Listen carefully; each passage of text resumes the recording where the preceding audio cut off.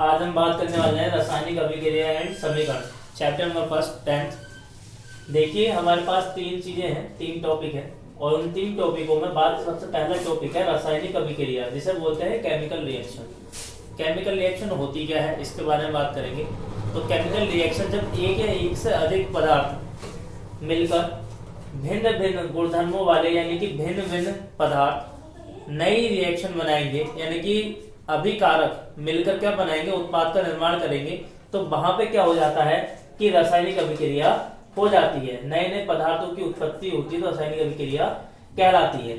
जैसे कि जो अभिकारक होते हैं भिन्न भिन्न पदार्थों से मिलने वाले, उन्हें क्या कहते हैं, अभिक्रिया करने वाले कारकों को अभिकारक कहते हैं। अभिक्रिया के फलस्वरूप यानी अभिकारकों के फलस्वरूप मिलने के बाद हमें जो प्राप्त होते हैं वो उत्पाद कहलाते हैं। तो ये तो होगा हमारा पहला टॉपिक, रासायनिक अभिक्रिया। दूसरा टॉपिक है रासायनिक अभिक्रिया की पहचान। इसकी पहचान कैसे करें, आइडेंटिफिकेशन ऑफ केमिकल रिएक्शन। तो देखिए केमिकल रिएक्शन की पहचान करने के लिए हमारे पास 4 से 5 तरीके होते हैं। सबसे पहला तो उसमें कोई अपक्षेप का निर्माण होगा, यानी कि एक्वस सॉल्यूशन होगा।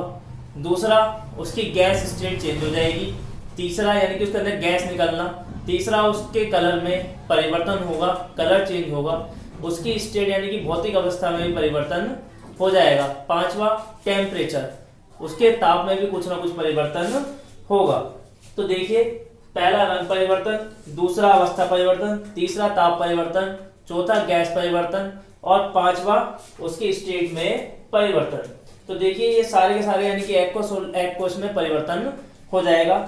इसके बाद बात करते हैं रासायनिक समीकरण की। रासायनिक समीकरण यानी कि अब हमारे दोनों टॉपिक क्लियर हो चुके हैं। सबसे पहले केमिकल रिएक्शन, दो पदार्थ मिलकर एक नए पदार्थ का निर्माण करेंगे, यानी कि अभिकारक से हमें क्या मिलेगा, उत्पाद।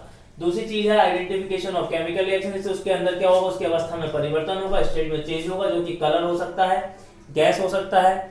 इसके अलावा उसका टेम्परेचर में परिवर्तन हो सकता है, यानी ताप में परिवर्तन हो सकता है, एक्वस सॉल्यूशन बना सकता है वो। इसके अलावा उसकी अवस्था में यानी कि स्टेट में भी परिवर्तन हो जाएगा। अब बात करते हैं केमिकल इक्वेशन की। तो केमिकल इक्वेशन इसका एक एग्जांपल होता है, जैसे कि हम इसे बता सकते हैं कि उसकी अवस्था में परिवर्तन कैसे होगा। ये भी सेम वैसे ही है कि दो भिन्न भिन्न अलग अलग पदार्थ मिलकर एक नए पदार्थ का निर्माण करेंगे, जो कि क्या होता है, प्रोडक्ट। देखिए सबसे पहले हम क्या ले लेते हैं, H2 ले लेते हैं और H2 में एक ऑक्सीजन मिलाएंगे तो क्या हमें मिल जाएगा H2O, जो कि क्या होता है, वाटर। ये होता है वाटर का फॉर्मूला, यानी कि जल का फॉर्मूला, जो कि क्या होता है H2O, यानी कि दो हाइड्रोजन मिलकर उसके साथ एक ऑक्सीजन मिला देते हैं तो इस कारण क्या हो जाता है, जल का निर्माण कर देते हैं, यानी कि वाटर बन जाता है।